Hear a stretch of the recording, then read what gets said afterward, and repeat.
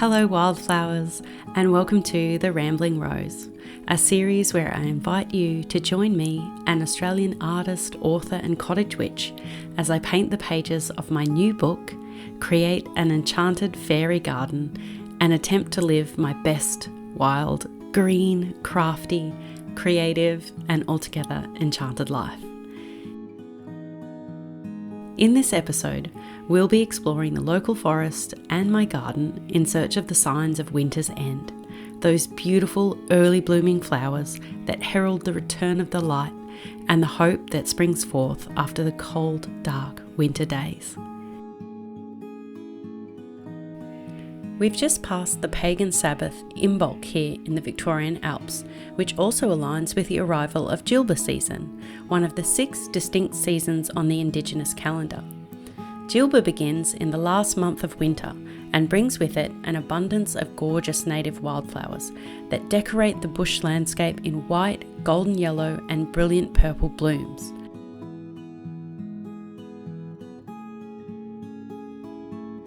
Flowers such as yellow wattle and purple warrabara, also known as happy wanderer, are the most common sights during this season, as the crisp, cool days become longer, even as the snow still blankets Mount Bogong and the surrounding hills.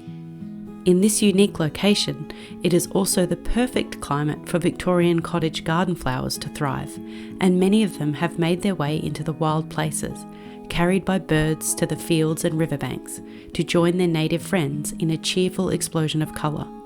I often feel like Heidi or another storybook character strolling through the Swiss Alps at this time of year, picking bunches of daffodils, jonquils, snowflakes, snowdrops, and other varieties of narcissus. At this time of year, after the long, dark winter months, where all but a few of my garden flowers have disappeared, and I'm reaching the end of my patience with the cold and the rain and the endless gloom, these blooms remind me of one of my very favourite quotes, "Where flowers bloom, so does hope," by Lady Bird Johnson. This is indeed a time of hope and inspiration, where I start planning for spring and get excited about getting my hands in the soil, getting out in the warm sunshine and creating earth magic again, whether that be in my studio, in my garden, or in my kitchen. So this is the inspiration for this week's illustration for my new book, Wild Faerie Magick, a field guide to inviting the magic of the Fae into your life and your garden. My idea for this week is to paint a few of these gorgeous winter's end blooms that I've gathered so that readers of the book, and you, sweet wildflowers, will be inspired to go out in search of your own. Perhaps you'd like to draw them or note them down in your own garden journal or book of shadows, and I'd love it if you wrote in the comments below what your favourite flowers are this time of year. What's blooming in your garden? So now it's time to sit back, relax, maybe pour a cup of your favourite tea and watch me make some art magic.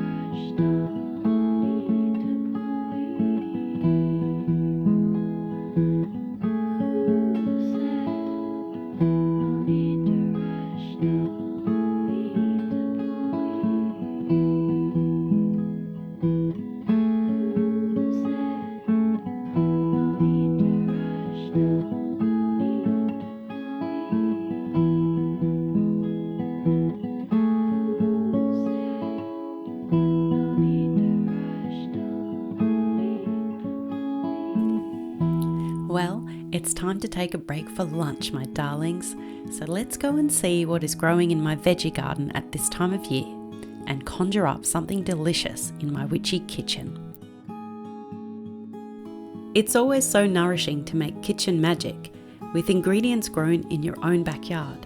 And even in these cold winter months, there is always something to forage for. One of the best survivors of the cold in the Alps is kale, the queen of greens. This sturdy winter green is packed full of vitamins and minerals and can be used much like spinach in your kitchen witchery. I love the vibrant emerald green colour.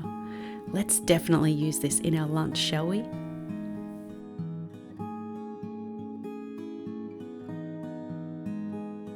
Rosemary is a magical herb that fares well in the cold and is very frost hardy. I use it to make an incredible hair serum that works together with an Aphrodite hair spell for luscious, shiny locks. So leave me a comment below if you'd like me to share that spell.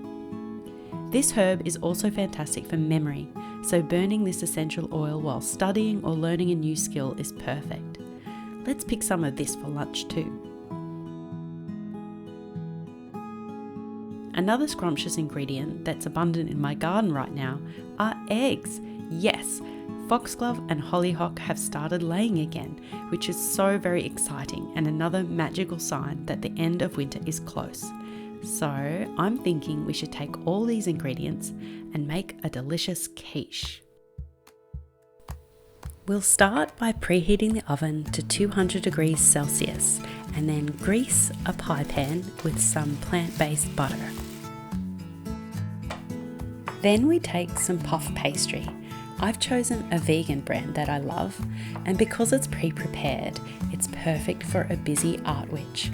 I am hungry and ready to get this brunch happening. So we press the pastry down into the bottom of the dish, filling in all the little edges. I like to choose plant-based options where possible. I like to know where my products are coming from. So the eggs, they came from hollyhock and foxglove, my backyard chickens. I know that they live a wonderful life and they are happy and healthy. Next, we'll take some of our farm fresh eggs and crack them into a bowl.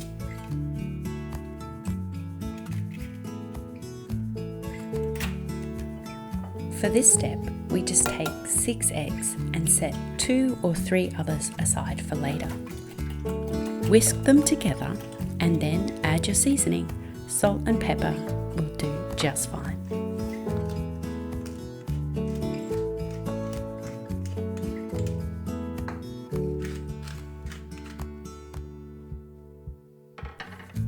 Take 1 or 2 small potatoes. You may have some still from your harvest before winter. Slice them ever so thinly.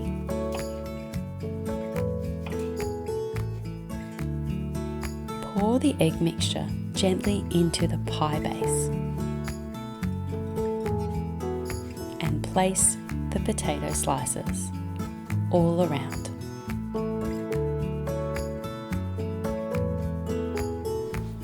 Next, we'll add some almond feta. I will leave a link to this recipe in the comment section below. It's a beautiful alternative to a dairy feta and it is just delicious. Our beautiful quiche is almost complete. We just need to add our homegrown kale and delicious rosemary. Wash, trim, and chop the kale finely, and then scatter it all over the top of the quiche.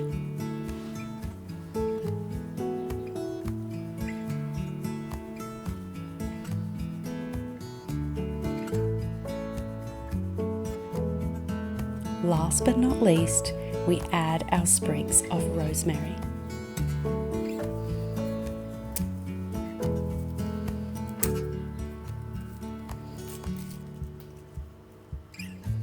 One remaining step is to use any remaining egg mixture to lightly brush with a sprig of rosemary the edges of the pastry. And then it's time to pop it in the oven. While the quiche was baking, I took a moment to reflect on this time of year and what it means to really embrace the return of the light. As I mentioned earlier, this is the beginning of Djilba season in Djilba country, and it also aligns with the pagan Sabbath, Imbolc. This is also known as St. Brigid's Day.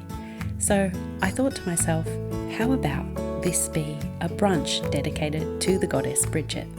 I think it has a nice ring to it, don't you? A brunch in honour of Brigid.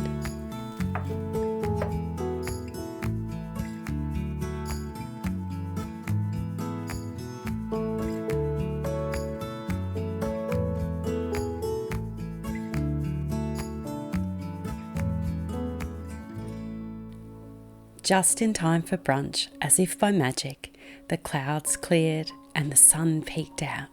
So I took everything outside to enjoy brunch in the sunshine, soaking up those golden rays of the end of winter.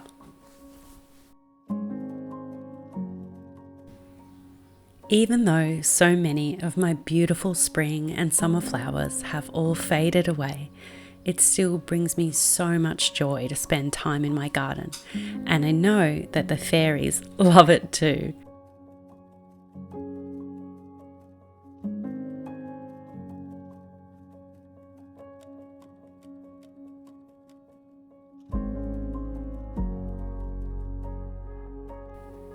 My curious little chickens, Hollyhock and Foxglove, have come over to see what's for brunch.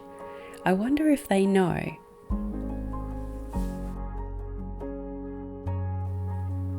You may be wondering, what is the secret to this beautiful purple tea? Well, my good witchy friend made this blend using butterfly pea flower and lemongrass and ginger. All of her tea blends are magical, and I will leave the link below.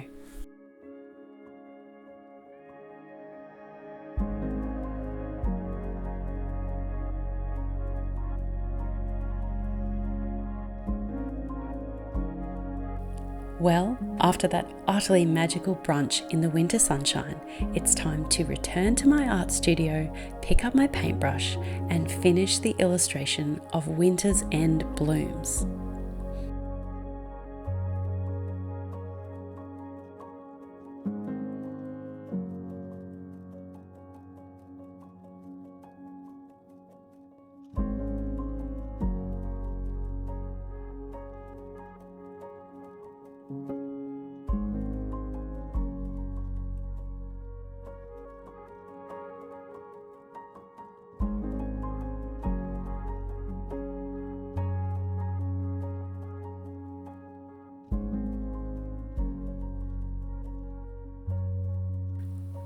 I so hope you enjoyed this video, dear wildflowers, and if you did and you want to see more, please like this video and subscribe to my channel. This simple gesture means so much to me as an artist and creator. It fills me with joy to know that there are kindred spirits out there, gentle, creative souls like me who still believe in magic. It encourages me to keep on creating and makes all of this possible. You can also visit my shop to purchase art prints and oracle decks, or join me on Patreon if you would like to see the final reveal of the Wild Faerie Magick illustrations, as well as unlocking all sorts of other bonus content and goodies, including bloopers. The Rambling Rose is filmed on Djilba country, and it is with great reverence that I acknowledge the traditional custodians of this wild and beautiful land. Their ancient wisdom and deep connection to nature inspires me endlessly. Blessed be, sweet souls, and I'll see you again soon in this wild fairy wonderland of my imagination.